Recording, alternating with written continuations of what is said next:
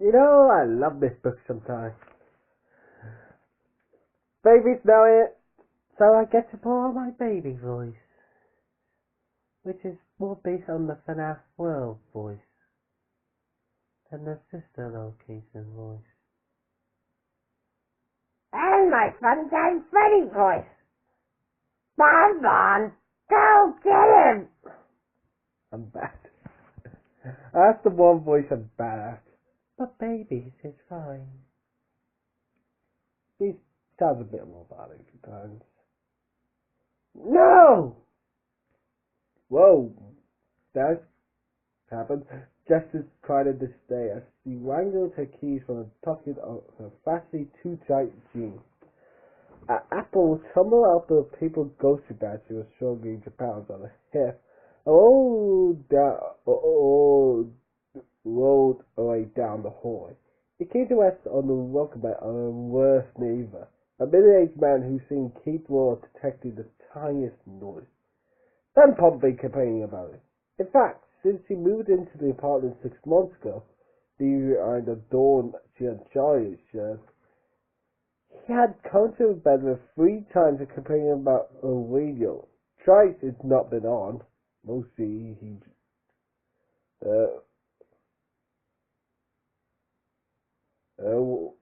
they passed in the hall. Jackson didn't really mind the hospitality, but the little being back at home in New York, she left after where it was. Having managed to get the door open, Jackson dropped the bags on the kitchen counter. I looked around the room with a high satisfaction. The apartment wasn't very fancy, but it was hers. When she first moved in the green rampage, bringing out the baked dust in there that must have been lining the baseboards since the building went up some 50 years ago. It had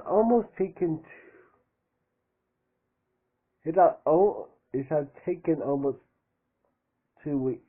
I read that as almost 2 weeks because as I thought the sentence would go, but then it didn't go. Scott, still bad at grammar. And I will still complain about it until the end of time.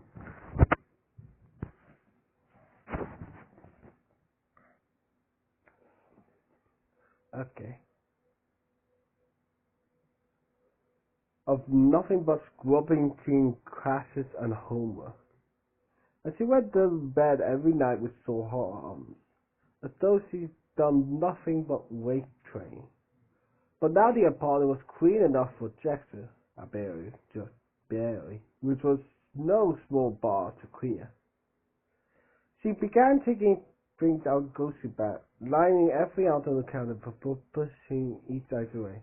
Peanut butter, bread, milk, bananas. She mutters herself, then fell silent. Something is wrong. She walked around the room carefully, but there was no one there. Maybe she left it. She returned to the ghost bag. As she closed the door, the hair at the back of her neck whistled. Jackson whirled around and still expecting to catch a burger in the act. Her heart jolting with it, generally. The room was still. Just as she saw it, she checked the door. It was locked, as expected. She stood in silence for a moment, listening to distant sounds of the apartment concert.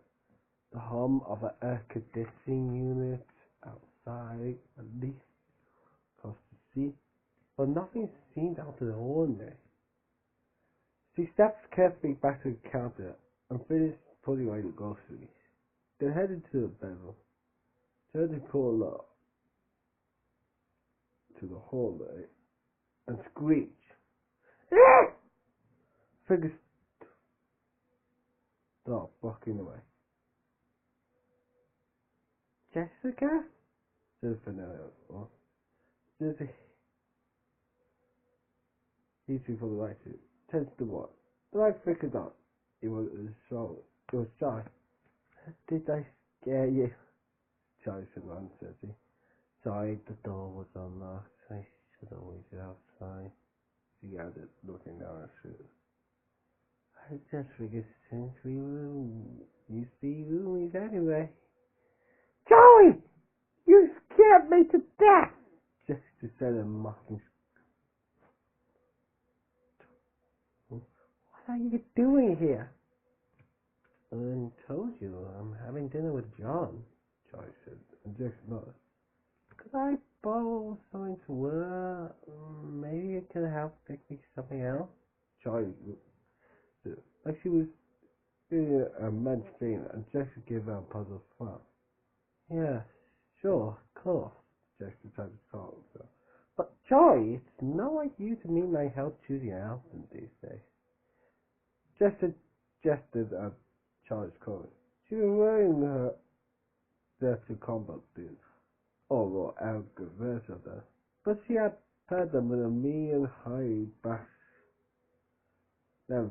skirt and a dark red neck blouse. Charlie shrugged and shifted his feet. I just think he might be better you. They pick out instead of me dressing yourself, you know.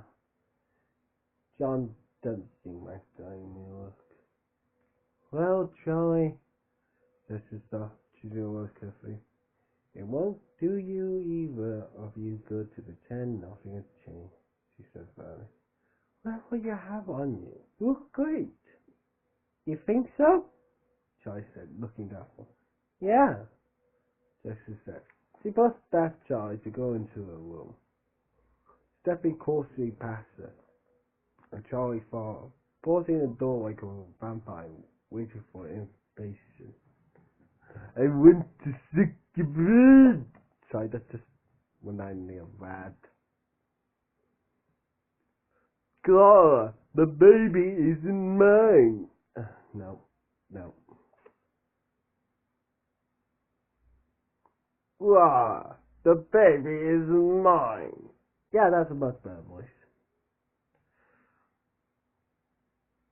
Jessica looked at Charlie and was suddenly set at ease, as if their friendship had never been interrupted. Just a bit.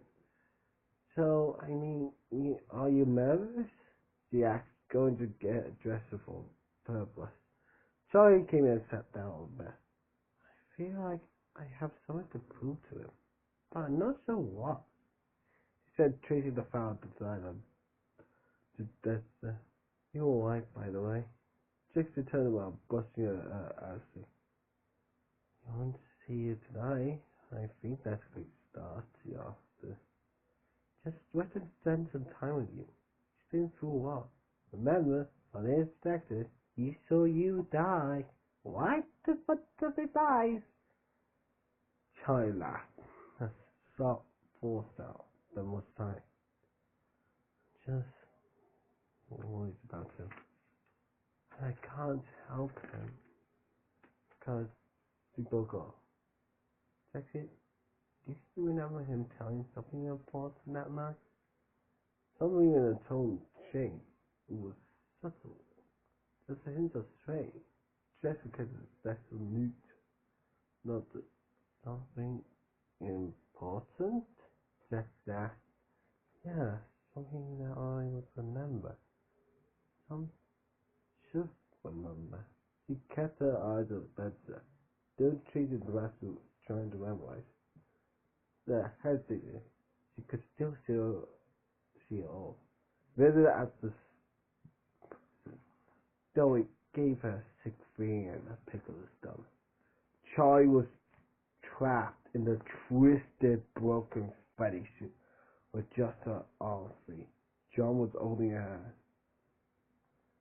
Texas shuddered. That terrible single crunchy sound echoing in her head. Jessica? Charlie asked, and Jessica nodded briskly. Sorry, she cleared her throat. I don't know you and... I don't know. You and John were alone together for a few minutes. So what? He said. Why? I think it's important to him that I remember, Charlie said. Back to tracing the bed set. Jackson watched her for a moment, suddenly ill at ease at her own bedroom. As it sentient, Charlie stood and met her. Thanks, Jefferson, she said. Sorry again for breaking it. I didn't begin the door was unlocked, but you know what I mean. No problem, just announce yourself to the next time, Jackson died. You know what's the room for at first. She gave Charlie goodbye at the door. Charlie walked a few steps and picked the apple off the ground, then handed it back to Jackson. I think this belongs to you, Charlie smiled, then turned to walk away. When she had closed the door, Jackson sighed. A written diary which was in a room. She had not ability to. She leaned back against the door, pondering what had just happened. Why would John want Charlie would know the last thing he said to her? She started after a few inches into the air, then let it fall back out to her hand. He's testing her. Jackson said to the empty apartment. Outside Jackson's building. Oh! Charlie again! To Charlie! Yes! More Charlie time! Susie, what happened to you? Charlie started a party one. Frustrated. What did he say that was so important? She walked across into a car. Charlie climbed into the car, slamming the door with more force than she needed to. She stared blankly at the steering wheel. They're lying to me, she thought. I feel like a little kid with all the grown-ups keeping secrets from me, deciding for me what I should and shouldn't know. She glanced at the watch. The clock inside was either hour ahead or hour behind, and she could never remember which. She had 20 minutes before she had to make a jump. I can't show up early, she said faintly. The only way won't believe it's me. To shrug off her new Charlie caught the key and pulled out the lock. When she got to the restaurant, she could see John through the window. She stood at the same table they sat at last time, away and back. He was staring into space as he was even full, or clearly zoned out. Well, maybe because of Baby's Pizza World. Sissy, I would have stared at that. She followed that's the tail. And it was only when she found right beside him that he seemed to realize she was there. When he did, he stood hastily. Charlie started to move towards him, but he sat back down, and she quickly sidestepped it and did the same. Hi. Hi, she said with an awkward smile. Hi, Charlie, he said quietly, then grinned suddenly. You're dressed a lot nicer than last time we were here. Tells you it seems that way that because I'm not quite dead, but this time, Charlie said lightly. Alright. He laughed. With a quick instant of this, there was a test.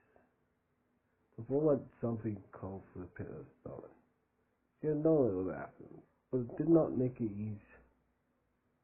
It's usually so look at her calculation. What was the movie we saw? John asked, seemed to from our last time we missed it. We went to that down the seat, didn't we? Up till I told. Zombies versus zombies! Charlie said. Yeah, even I would know that. Zombies versus zombies. The ultimate zombie of zombie. Right, I knew it was about zombies. John said thoughtfully. So what's he been doing then? Charlie asked. Are you still doing construction? Yeah, John said. Because the value son. Actually, maybe not. Just got fired. Oh, Charlie said. Sorry. You know, Yeah, I mean, it was my fault. I should have made, and there was some other stuff. But I really liked the job. Well, it was a job at least. There had to be other things inside, Joyce said. Yeah, I guess. He looked at her surgery. As he looked back, trying not to shrink under scrutiny. What do you mean? She tried to say me. It we were you deleting? I missed this, he said instead. Nodded. His eyes softening for a moment. Me too, he said, though she knew it was only half true. No, I didn't mean because it wasn't because of you, Joyce said. I'm sorry it seemed like it was. I just have to get away from everything and everyone. Are you ready to order? Are you folks ready to order? They did ask slightly. John straightened his boss and gave a thought. Charlie looked down the menu, glad of the instructions, but the picture of food was strange, as if she had heard food described. And then he see, miss, the waitress was looking at me. Oh, I have the same, Joyce agreed and said the menu. I'm good. Okay, I guess I should order, John laughed. Anything will be fine, Joyce said patiently. Sorry, I'll be right back. He got on the table and hastily headed for the. Hey, deja vu! Deja vu! We did this before the last book. Leaving John to take care of things. Walking to the back, she was stuck with a jolly sense of deja vu. Yeah, I've been here before. Trapped in a box. Trapped in a box. Trapped in a box. I have box. I instantly think the FNaF full box. I don't know why, but that's just the first thing to come to mind. It's weird. Try some door something. Look, I'm not trying to. She ran her fingers through her hair, though she didn't need to adjust it or washed her hands. She was just killing time. Getting a moment for John's scrutiny. Every time that level, untrustable, she felt stuck. I am Charlie. She read through the session, breathing down her nose, getting nervous. Don't have to convince John that me. The word sounded thin in the small world. What else would that be? Charlie washed her hands again, treated her shoulders, and went back out and didn't move. She sat down and put her paper mask on the lap and looked John squarely in the eye. I still don't remember, she said abruptly, seized by his breathlessness. John raised his eyes back. What? I don't remember what you said to me that night. I was told it to you. I know maybe it's why you think what you think about me, but I just don't remember. I can't change that. I do. Okay. She shook his eyes off the edge of the table and left the western there. No. I know that a lot happened that night. I know. He said no, but then suddenly Charlie bit away. If it's that important, why can't you just tell me? Yes, Jim. And she could see that it was the wrong thing to say. John's features hard, but he drew back. She was silent. She looked down and laughed away. She had been threading the corner of it without noticing. Never mind, she said. Her voice barely above a whisper. Letting 7 long minutes pass. Gotta said everything. She looked up, but John didn't stop. Excuse me for a minute. Something like that. He got out and left the table. She stared at the empty chair.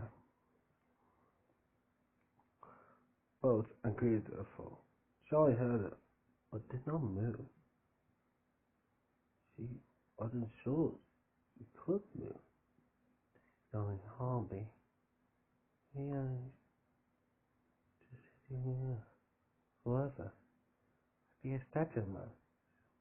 The moment to Charlie was, Charlie will never be again. Miss? The wish did sound concerned, and it was not to Charlie to, with house before, to is everything alright, miss? The waitress asked. I took Charlie a no moment. Answered Chris. Yeah, she said aloud. Could I have known acting? The other said, half said it, and then another at me. And the waitress went away. Charlie turned back to Jonathan's chair.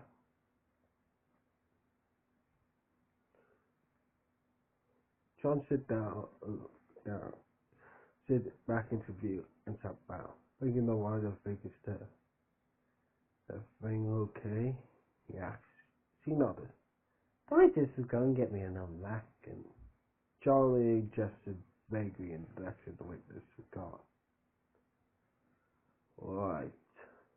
He opened his mouth to go on, but before he could speak, the waitress returned, carrying Charlie's macaroon along with their food. They were both silent as he placed it in front of her, and John smiled at her. Thanks, he said.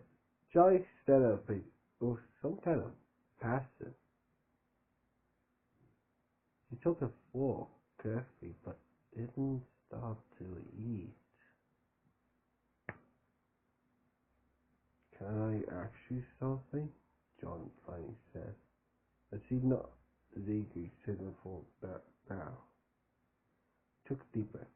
That night, we sighed. There was too much blood. He stopped without a word. Charlie looked back at her. The familiar face had someone turned against her. She had been trying to piece together a story for him, but now she just broke. Don't know. There's a time missing, and I try to be my mind. Inches away, like it's hurt. Something saw. Distant John's eye faded as he felt. I've been in a suit before, she went on. I think I must have figured out how to get away somehow. At least how to position myself. Yeah, I just gave shot. I still don't understand. How did you manage to get away on damage? He looked up at her and down. Yeah, seemed to examine her. Charlie's breath caught in her throat, and she turned away from her, staring fixedly out the window of the parking lot. They didn't, she said tightly. Don't think that. That's creeping me out. Oh, I'll be back to John. Oh, that's anything. John didn't answer, searching Charlie's half-turned face for a spark of something he could recognize. Or not recognize. She was saying all the right things in all the right ways, and her hints more than hints. At the unsacred trauma she had gone through that night, made his stomach clench.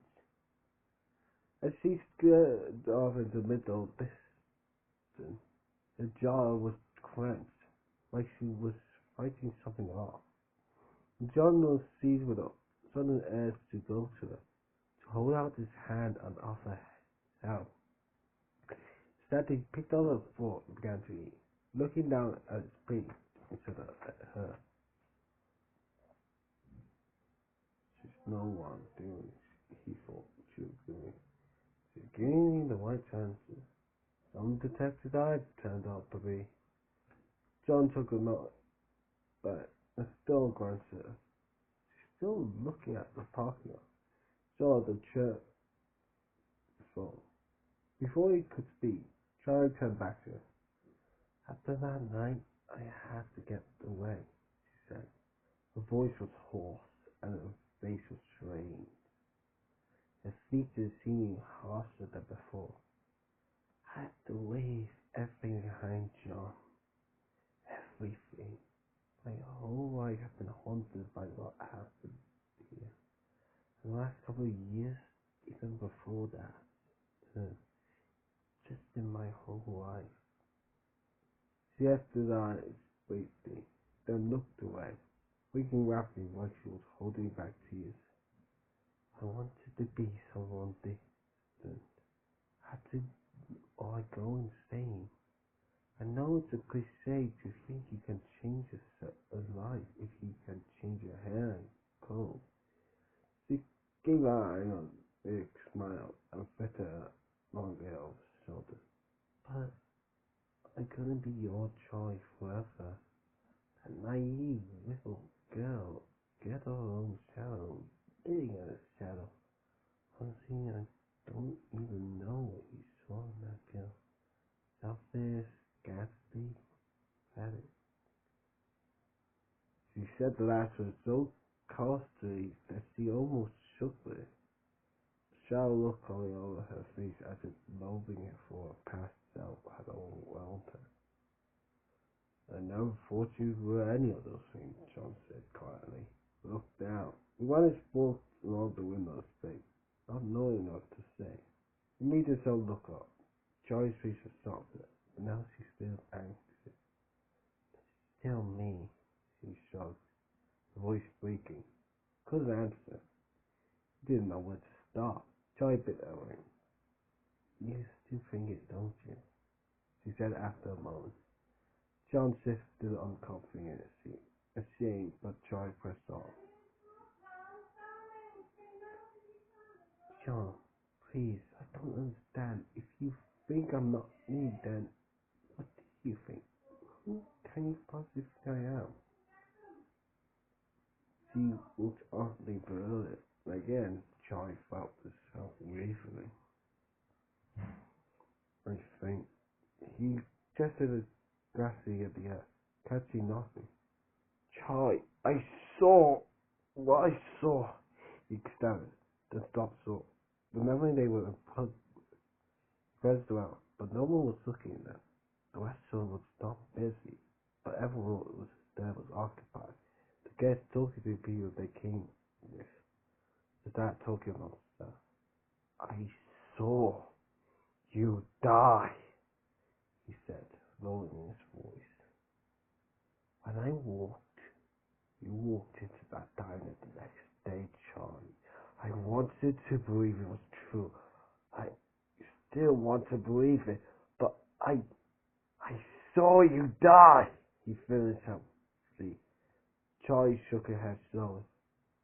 I'm telling you about life. How can that not be enough? You want to believe me, then why don't you? The pain in her voice sent a pang of guilt through him, but he met her eyes calmly. Because I'd rather know the truth than believe something just because it would make me happy. Oh, ho, ho, ho, ho. John is mad.